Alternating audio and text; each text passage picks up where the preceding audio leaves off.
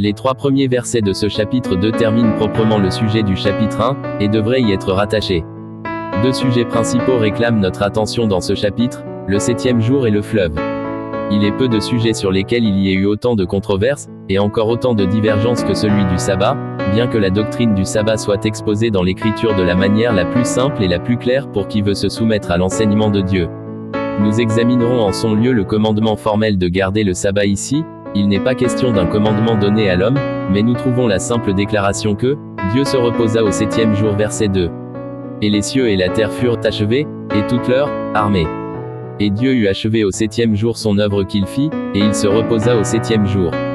Et Dieu bénit le 7e jour, et le sanctifia, car en ce jour il se reposa de toute son œuvre que Dieu créa en la faisant. Chapitre 5 versets 1 à 3.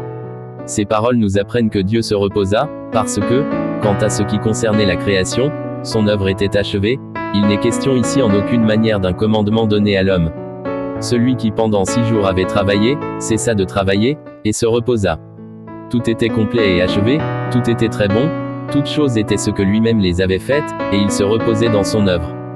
Job 38 verset 7. Les étoiles du matin chantaient ensemble, et tous les fils de Dieu éclataient de joie. L'œuvre de la création était achevée, et Dieu célébrait un sabbat. C'est le seul que Dieu ait jamais célébré, si nous nous en tenons simplement à ce que les écrits inspirés nous apprennent. Plus tard, nous lisons que Dieu ordonna à l'homme de garder le sabbat, et que l'homme ne sut pas respecter l'ordonnance de Dieu, mais jamais nulle part, nous ne retrouvons plus ces paroles, Dieu se reposa. Au contraire, Jésus dit, Jean 5 verset 17, mon Père travaille jusqu'à maintenant, et moi je travaille.